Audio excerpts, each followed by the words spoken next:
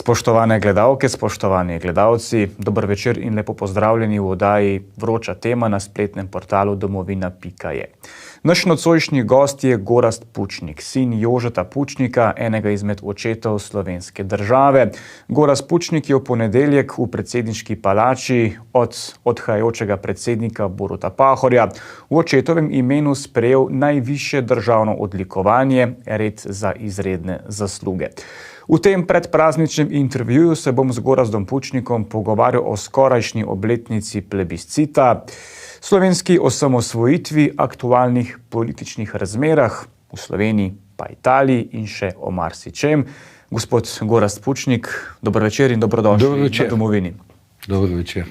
Torej, če začneva s odlikovanjem, ki ste ga sprejeli v ponedeljek, ponujal ga je že posthumno leta 2006, takratni predsednik Janez Drnovšek. Takrat se niste odločili, da bi to odlikovanje sprejeli. Zakaj zdaj ta premislek po 16 letih? Takrat ni bolj primerno. Moj oče v bistvu komaj umrl. Strnjeno povedano, 20 let je bilo tam časa, da bi to mu podelili, če takrat ni. Takrat moj oče ne bi sprejel z raznih vzrokov, ki zdaj nima smisla poglabljati, ampak mislim pa, da se je v tem 10-letnem obdobju predsednik Pahor izkazal, je imel en zgleden odnos do spomina na Jožeta Pučnika in po mojem tudi na določene zadeve vezane na osamosvojitev in na demos. Ne? In ker predsednik Pahor je rekel prav, da so ljudje zadeve na svojem mestu, ne? In zato smo to sprejeli. Zdaj tudi Janez Drnovšek je sicer imel podobno mnenje. Ne? Kakšna je razlika med Drnovškom in Pahorjem? Tam je malo bolj kompleksno. Mogoče je imel Drnovšek tudi podobno mnenje, ampak ni bil dolgo tam. Drugič, Drnovšek je med drugim, enkrat so poskušali skupaj tudi na vlado z Jožetom Pučnikom, ne, tudi to je in prav zaradi tega, to je bilo še prezgodaj, odkar je preminil Jože Pučnik in ker on tega takrat ne bi sprejel in to je bilo tudi Jožetovo mnenje, zato tudi mi takrat nismo sprejeli in ni, da nismo sprejeli, to smo predhodno povedali. Ne? Mislim, smo že prej povedali, naj tega ne delajo. Ne? Mislim, se je to zapisal akademik, ne spomnim imena. No? Tako, ne? To se je o tem takrat zapisal. Tako to ni bilo uspoštovanja, to je bilo takrat. Ne? Gospod Pučnik, to ni edino odlikovanje, ki ga je Pahor izročil v zadnjih dneh. Ne? Tik preden bo odšel iz predsedniške palače, je povabil k sebi na ponovno prevzetje, na ponovni prevzem, bi lahko temu rekla, zlatega odlikovanja, zlatega znaka svobode, 6 osamosvojiteljev, med katerimi je tudi Janez Janša, Igor Bavčar, v imenu pokojnega Franceta Bučarja je prišel njegov sin, pa Jelko Kacin, Lojze Peterle, Dimitrij Rupel.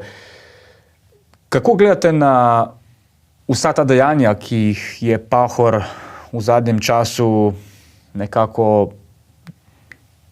dokaj pogumno morda izzval tudi slovensko javnost, ne, kajti bili so burni odzivi na to odločitev. Videli smo, oglasila se je tudi bodoča predsednica Nataša Pirc Musar, ampak kaj po vaše, to naj bo vprašanje, je Borut Pahor želel s temi odlikovanji zdaj čisto na koncu svojega drugega mandata narediti?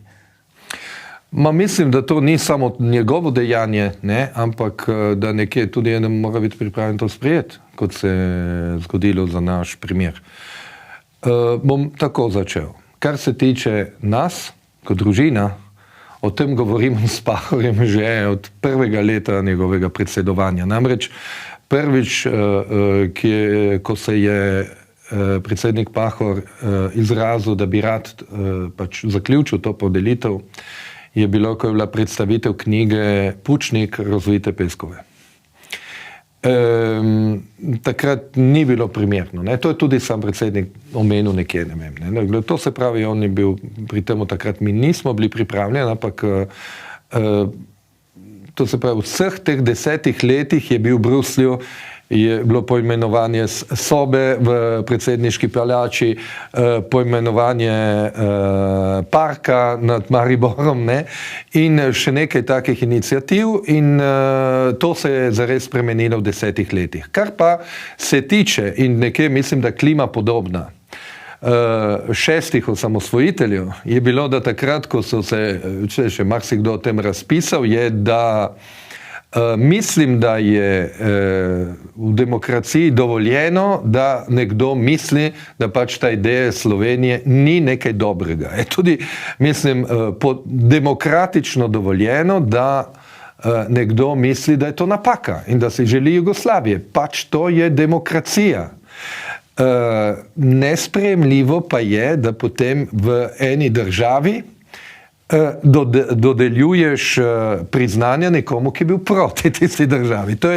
In to se je ne glede, to je bilo mnenje teh 6 osamosvojiteljev in zato se je v tistem času je romala nazaj predsedniško palačo, pač vrečka, najlonska vrečka s priznanji. Ne? To se pravi, gre za odnos. Ne? Ali če želimo, da bom še bolj jasen, športno, ti se lahko tudi navija za eno ekipo in si lahko proti nečemu drugemu. Ma ne moreš biti potem dobiti eno priznanje za nekoga, ki je proti. Ne? In to pač, ker tukaj ne gre samo za racijo, ampak gre tudi za odnos do države, ki imaš rad.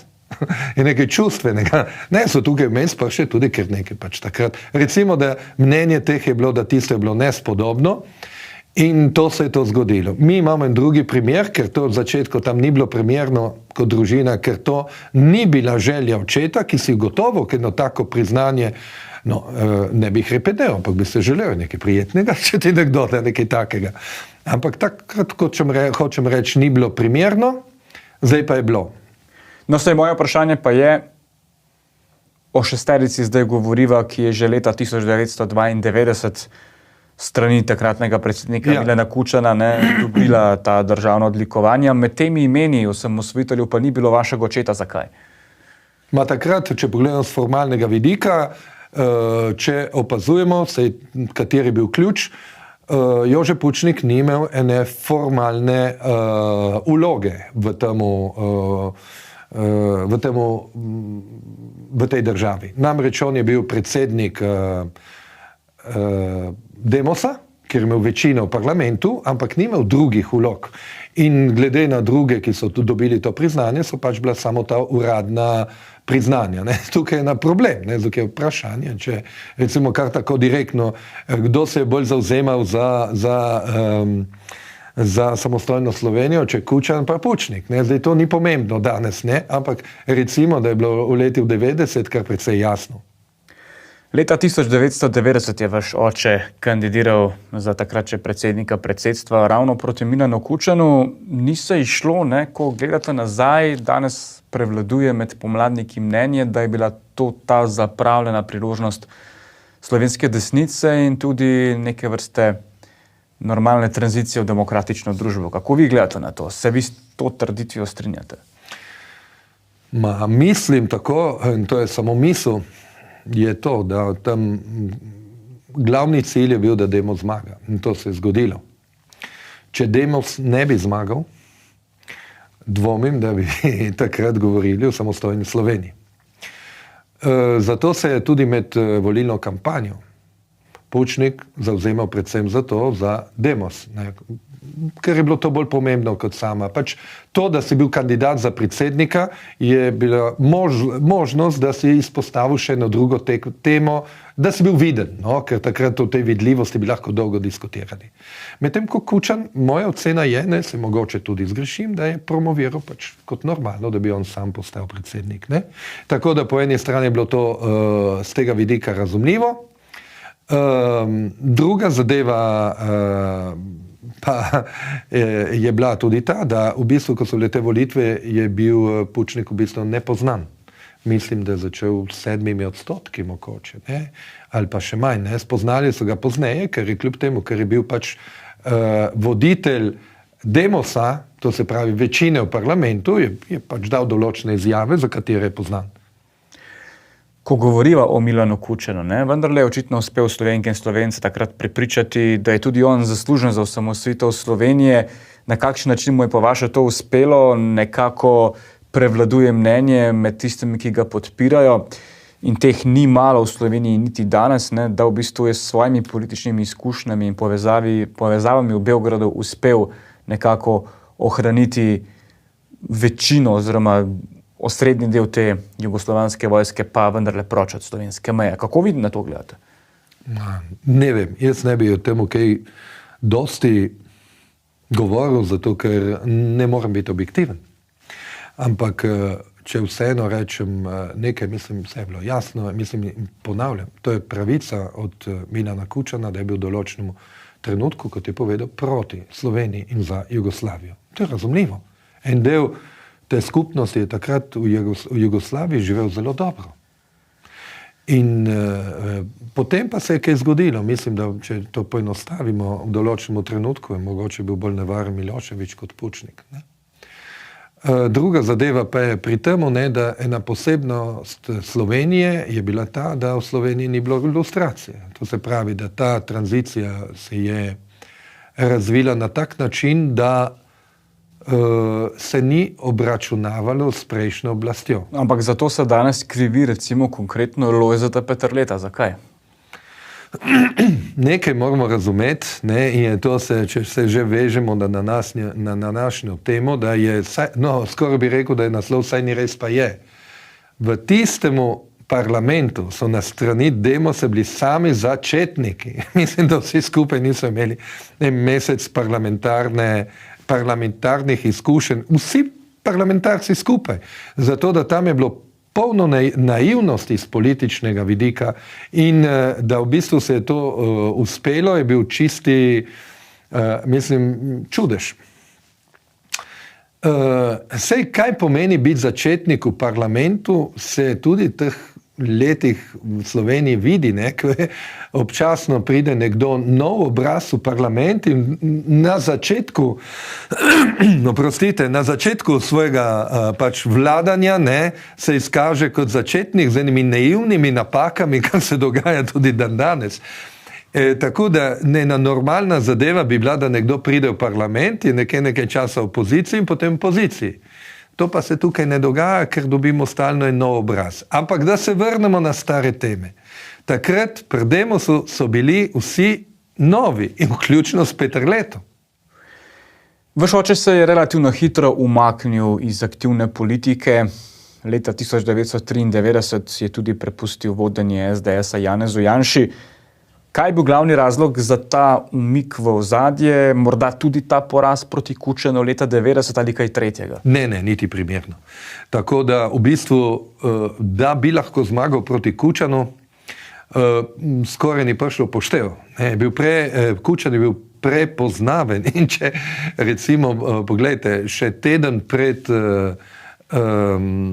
zmago Demosa, so bile mnenja, kako se bodo išle volitve, zelo različne. Pričakovanja so bila, nekatere pričakovanja so se res bila zelo čudna, če gledamo z današnjega zornega kota. Zato to poraz proti Kučanu sploh ne. V bistvu edini trenutek, ko je zares mislil, da mogoče bi lahko bilo, je bilo, ko je zmagal Demos. Ampak to je druga tema zopet. Vzrok, vaše vprašanje, vzrok, zakaj se je umaknil iz politike, vzroka so predvsem dva. Prvič, on je bil hud bolnik, srčni bolnik. Mislim, on je bil na koncu in kot je marsikdo rekel, on je bil na meji, on je spal po konci, ker je bil, on je imel 4 bypasse in mogoče mu je še eden funkcioniral. Druga zadeva je bila, da ta povezava z Drnovškom, ta poskus z Drnovškovi vlade je bila napolomija in zato se je izkazala. In to je bila pač napaka, pika. Mogoče še kakšno, to je vedno priznal. In eno, ker je bil bolnik, drugo, ker se je želel še nekaj let živeti v miru, tretje, ker ni bil čisto krvni politik, to se pravi, on se je čutil in politika je bila nekaj dobrega, ampak je rekel konec s tem, in zato je rade volje to prepustil Janši.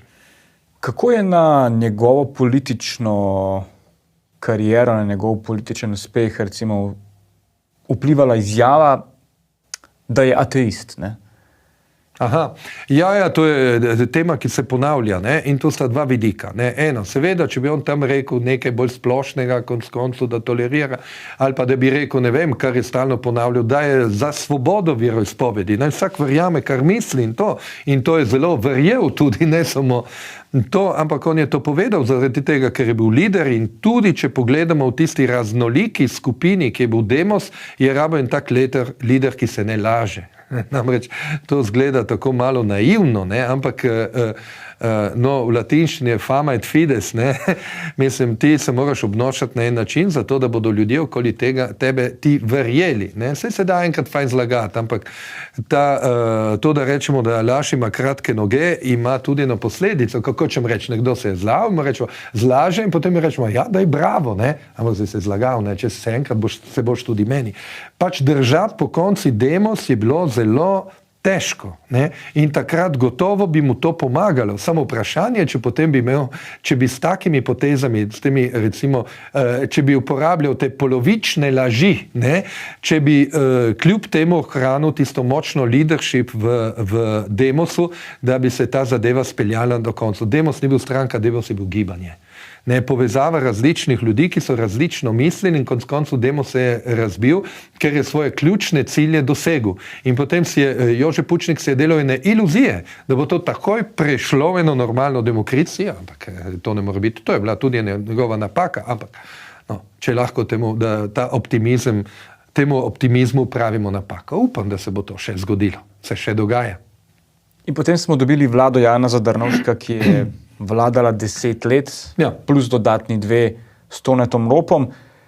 Zakaj pomladniki, ki se danes tudi sami še vedno promovirajo kot ključne akterje slovenske osamosvojitve, niso uspeli prepričati ljudi, da so oni tisti, ki naj peljejo to samostojno državo?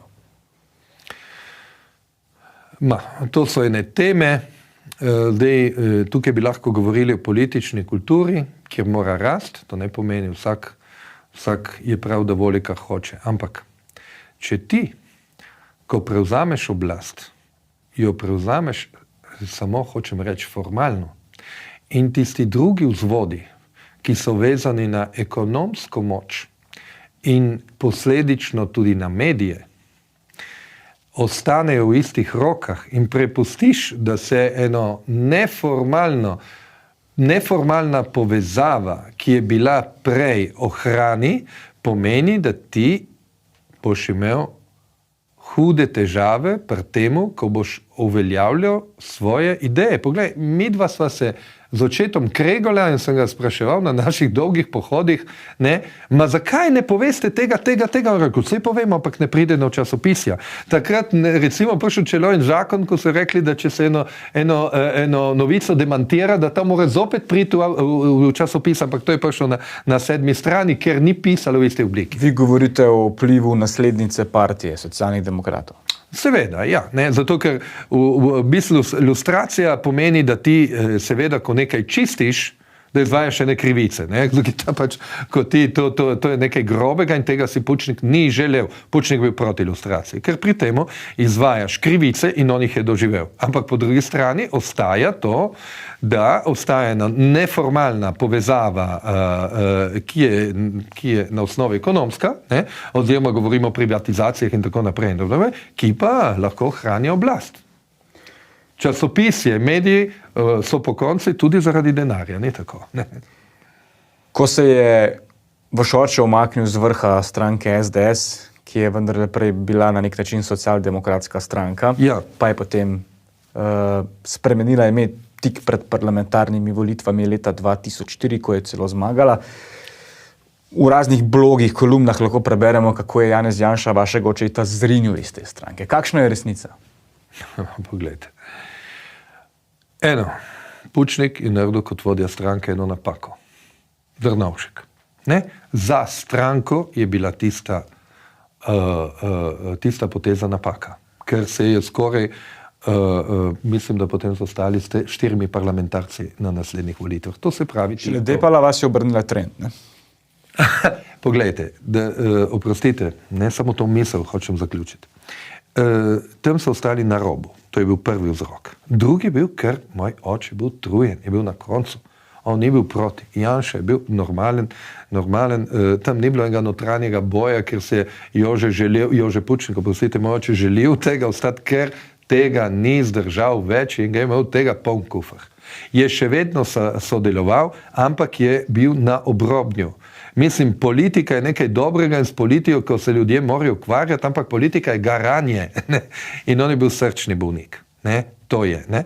Seveda je bil en konflikt. Janša je bil proti temu, da bi šli v vlado z Drnovškom, ni verjel, da se bo to dalo in Pučnik je bil za to. Potem vsak to normalno plača. Ampak ni šlo, on po tisti se je umaknil. Umaknil pomeni, da ni sodeloval. On je še vedno sodeloval, ampak v drugi vrsti. Ne? Vsi so potem bile reče komisije in tako naprej. Druga zadeva, prostite, ker sem tako dolg, pa je ta sprememba imena in pozicije bolj na desno. Namreč v tistem trenutku so bili socialdemokrati, če želimo takrat Pučnikovi socialdemokrati, na evropskem nivoju nekje v levi povezavi. Ne? Ampak potem v tisti levi povezavi je bila ta nasledniki komunistov, so bili bolj spretni in politično boljši in so tam dobili višji rang. In v bistvu na tistem nivoju bi oni so zgubili. O tem se ni pisalo, ampak na evropskem nivoju so dobili, SD je dobil višji rang in to pomeni na tistem nivoju je Pučnik izgubil. Kljub temu, da je imel dobre odnose, vam povem, takrat je imel tudi pogovore z nemškimi socialdemokrati, ki jih je poznal, namreč Pučnik je živel v Nemčiji in se z njimi o tem pogovarjal, so ga hoteli prepričati, da tega ne naredi, to se pravi direktno vključen v to pozicijo bolj na desno, ampak ker ni bilo druge izbire. Sprememba tega kursa, ne? Ja. Bi bila pa všeči vašemu očetu, ki je danes ta stranka. Ko gledava, da je zdaj pa nekako bolj mediji, kot sicer sama javnost, uvrščajo pa že res krepko na desno. Ja, zdaj si bom privoščil citat enega Zamejca. Mislim, Kobala vsi poznate, mislim, da je tako, je Zamejc, ampak direkten, tako malo bolj, kako ćemo reči, mediteranski, in je enkrat na svojemu pač v gledališču rekel, jaz sem komunist, ampak ne ko vi, jaz sem komunist, ki je vedno v opoziciji. Zdaj, ne hočem reči, ta zadeva levica, desnica, je tudi zadeva, ki jo moramo primerjati, moramo reči, da nekdo, ki je levičar in je 40 let ali 50, 60 let na vladi, nekaj drugega, zdaj to je oblast. Ali pa če ne bomo govorili, kako je Putin levičar. Mislim, to je en element, ki ga želim počrtati. Druga zadeva pa je, da v vsaki vladi moramo potem gledati, kako so do določene teme. Seveda, moj oče je bil ateist in ostane ateist. Pika. In potem vsak, ki vodi eno stranko, pač normalno, kot vsak trener je vodi malo po svoje. O tem mogoče bo še kaj rekla zdaj. No, vaš oče ni prenesel kulta osebnosti. Zdaj marsikdo očita Janezu Janši, da je v teh 30 letih na čelu SDS-a zgradil kult osebnosti. Kaj mislite, da bi rekel Pučnik danes? Ja, oprostite, malo poenostavljena ta zadeva. Če bi bil moj oče na oblasti 20 let, bi tudi mu rekli, da ima kult osebnosti. Zdaj vprašanje je, če sploh imela ta stranka SDS ali SDSS, kot je imel pač Pučnikova, in to sploh čas, da bi se razvile na normalna stranka, v eno normalno stranko in da bi nekje se nekaj, hočem reči, razvilo in to pomeni tudi spreminjalo. Zdaj, pogledajte, kaj imajo skupnega vsi voditelji te stranke? Da so bili v zaporu. Se vam zdi to normalno? Zdaj vprašanje je, da mislim, da ne bo vesel, če bom kaj takega rekel, Janša je ostal na politični sceni zaradi tega, ker je sprejel zapor.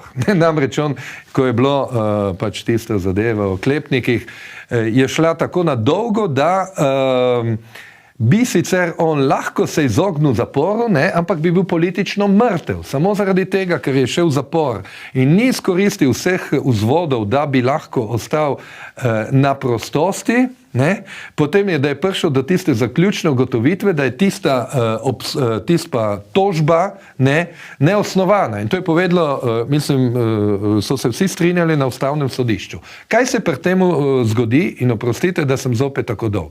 Mene to izuči, da ni še popolnoma demokratična država, ker premier opozicije nima pravice do dobre obtožbe. To se pravi, do dobro napisane obtožbe. Tista obtožba je bila slabo napisana. Poglejte, jaz sem med drugimi zadevami tudi predstavnik oziroma ustanovitelj inštituta Jožeta Pučnika. Mi smo dali ponatisen brez komentarja obtožnica. Tista obtožnica je bedasta. V demokratični državi imaš pravico kot lider opozicije to, da te tožijo in zato sakramensko dobro to pripravijo. Ne? Tega ni bilo, to ne mora biti. Zdaj, kaj gledamo? Normalni mladi ljudje, ko gledajo na politiko in niso toliko levi, niso toliko desni, ljudje imajo pravico do svojega mnenja, kot vi, ne? Ali pa kot moji otroci. In zdaj bi se morali odločiti, kam grem. In tam vidiš enega liderja, ki nima pravice niti, da ga dobro obtožijo. Mi imamo tudi mlade pravnike tukaj, gledajo. Ne? Mislim, tista zadeva, ker Janša je to naredil, ampak ne vemo nekdaj, nekje, ne vem s kakšnim medijem. Ne? To je taka blesarija, da ne razumeš, za koga je delal tisti, ki je tisto napisal. Ne? In to je recimo malo bolj izdelano, ne? Ni to na meji tveh tweetov, ne moreš se v to poglobiti, ampak to mene jezi. In mene zdaj je to malo razjezilo, moram reči, to meni ne gre, ker ni demokratično. Ne, se je ista figa, če nekdo misli bolj na levo, bolj na desno. Ampak nekaj se mora v tej državi spreminjati. To se v tej Sloveniji ne dogaja. Naj bodo nekaj časa na levi, naj bodo nekaj časa malo bolj desni in potem se nekaj vidi, vse imajo dobre zadeve, kot se je to dogajalo, ker se dogaja po celi Evropi. To se tukaj pri nas ne dogaja. Oprostite, da me je to malo zagrelo. To se pravi, če govorimo o kultu osebnosti, je, da ima imel kdo cajt sploh, da bi se postavil v eno resno pozicijo v tisti stranki. Ni imel in mislim, da na koncu bil Janša prvi, ki bi bil vesel, da bi se nekdo tukaj pojavil, ne? In da se to razvijala. Ta stranka je obstala po čudežu. Zdaj marsikdo je prepričan, ne, da bi pa moral prepustiti pa zdaj mesto nasledniku. Marsikdo vidi na tej poziciji Anžeta Logarja, ki je dosegel dober rezultat na predsedniških volitvah. Ja, absolutno ja. Proti Nataši Pirc Musar. Kaj vi menite, ne, vaš oče je bil ustanovitelj te stranke na nek način. Bi bil Anže Logar primeren za naslednika? Jaz mislim, da bi bil. Logar je zelo sposoben. Ne? Zdaj vprašanje je pa, ne, da to komentiramo mi, ne, ki smo zdaj izven. Ne. Zdaj, če z nogometnega vidika, ne bi bilo zdaj rečem, zdaj mi diskutiramo, kako naj se spremeni ena ekipa in kdo naj se z vrat premakne na središče igrišča ali da ne postane srednji napadalec. Ne. Ekipa, stranka je vedno, strankarstvo je ekipni šport, to moraš imeti ekipo in nekdo se mora tam postaviti in se dati naprej. Mi lahko damo polno in tudi, ja. Povej. Gospod Pučnik, tole vas bom vprašal. Ja. Vaš oče, kot ste sami dejali danes tekom intervjuja, na začetku, tik pred osamosvojitvijo, ni bil tako znana osebnost v Sloveniji, postajal je z leti. In zdi se mi, da ta zgodovinski spomin še narašča, ne? Po njegovi smrti. Kmalu bo 20 let, na nek način se ga spominjamo skozi vsa ta leta. Tudi s takšnimi odlikovanji se nekako spomin nanj ohranja. Se strinjam. Dobil je med drugim svoje letališče, ki se imenuje po njem, sobo, kot ste prej omenili, v Evropskem parlamentu. Če bi se vsi ti pomladniki na neki točki umaknili iz slovenske politike, bi ta kolektivni spomin Slovencev nanje se dolgoročno spremenil, da bi tudi recimo ta del, ki ta trenutek ne prenese, recimo Janeza Janše, pa še koga, bi se s časoma spremenil? Mislim, da ste mi postavili to vprašanje, ki želite, da bom bolj direkten. Poglejte. To so vedno dve temi. Ne? Zdaj eden se umakne, potem naj bi bilo nekaj novega, jaz vas razumem, ker ste mlad. Ne. Ampak zdaj, če je nekdo v politiki, si želimo od njega, da si želi voditi. Ne? Mi nočemo take voditelje, da bi rekli, jaz sem tam, ampak se ne bi odločil, ne bi, ampak če vi želite, jaz bom, če pa ne želite, ne. Ma ni to. Nekdo vodi, ker hoče voditi, ker ima eno idejo. Hočem voditi in vodim. In potem mu lahko rečemo, si vodil kot en drek. Ne, za en drek in zaradi tega potem greš in letiš. Ne. Zdaj pa imamo stalno ene nove obraze, ki nimajo izkušnje, ki potem po 4 letih letijo. In najhuje je to, da po 3 ali 4 letih letijo in imajo nanka cajta. To se pravi, nimamo časa razvijati ene normalne politike, kjer so noter ljudje, ki so že in imajo eno, kot čem reči, kilometrino. Hudiča, Dončić je uspel v NBA-ju samo zaradi tega, ker je bil 4 leta prej pri Real Madridu, ker je že ena profesionalna liga.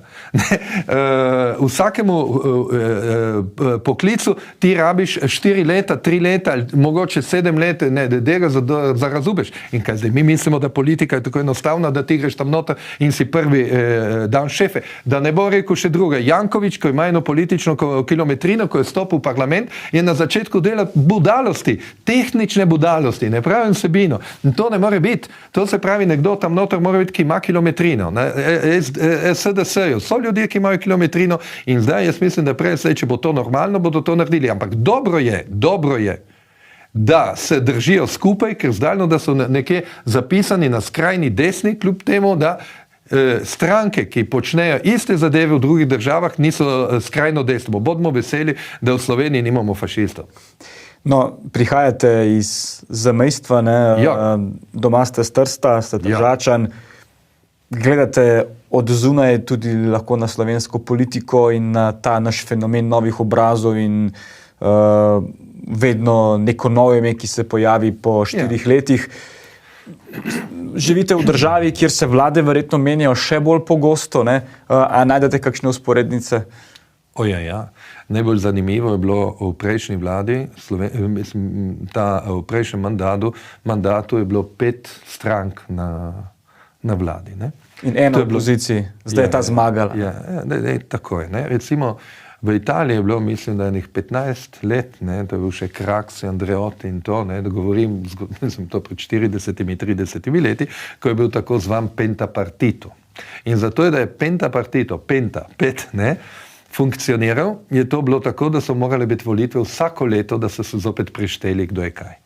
Zato namreč to se dogaja tudi zdaj v vladi. Ti imaš vlado, je sestavljeno iz več strank in tiste stranke, ki so manjše in v bistvu se jim reče, da držijo palico, ne, tisti stranki, ki je lider, tiste bodo ponavadi v politiki prepadle. Zakaj? Mi, tisti, ki so nezadovoljni ali delno zadovoljni s tistim, kar dela vlada, zato namreč samo tisti, ki vlada lahko zgreši, ne, tisti, ki je v opoziciji lahko reče, ko si ti butelj, ne, ampak napak ne dela, tisti potem na naslednjih volitvah propade, ne?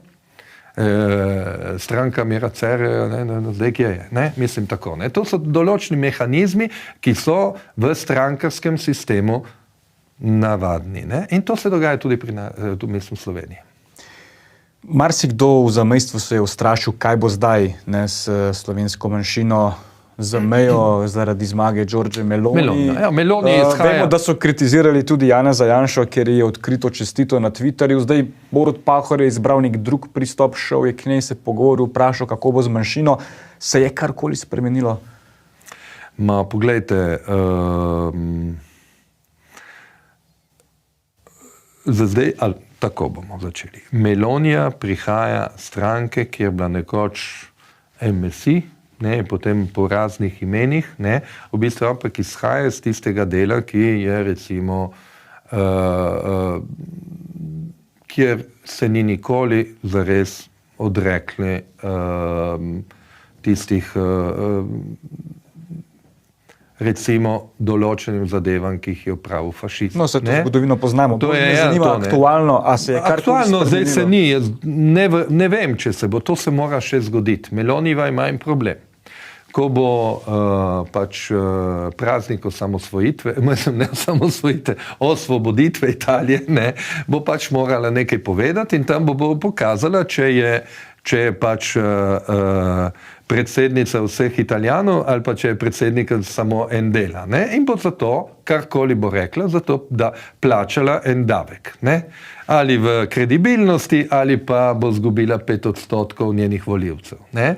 To se dogaja. Ne? Jaz mislim, da sam kot sebi Melonija ni problem, je pa za nas, za zamejske Slovence, vedno recimo problem to, da je bil tudi v tisti stranki izvoljen Roberto menja, ne, ki pa ni bil nikoli na naši strani oziroma je bil vedno proti. Stvari se seveda tudi tam spreminjajo in zato bomo to še videli. Ne.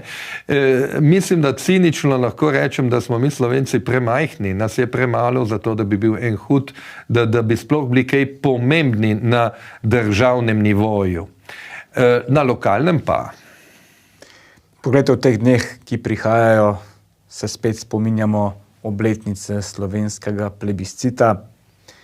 To je vedno čas, ko se spomnimo tudi na Jožeta Pučnika, ne na vašega očeta, takole, ker se približujeva koncu intervjuja.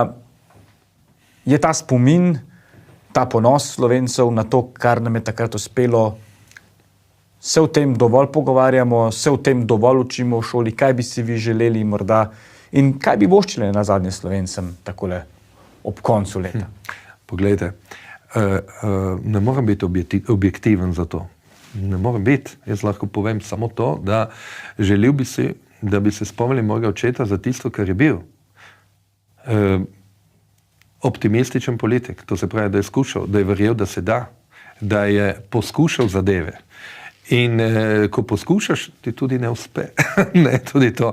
In da ob tem ni nikoli odnehal in ni nikoli obupal. Veste, na enem intervjuju, vse je bil po slovenski televiziji, ne, je rekel, vi ste me, so ga vprašali, pač ocenili, kako je imel težko življenje, tako težko, poglejte. Jaz bi živel še enkrat, še dvakrat, žal se ne da. Ne, mislim, ta lik, ne, da je pač on bil loser, ne, to meni ni nič blizu, poglejte.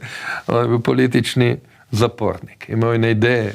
Njegove ideje so prevladale, njegove glavne cilji, ki zdaj so bili, ko je bil na politiki, so tudi uspeli, ne.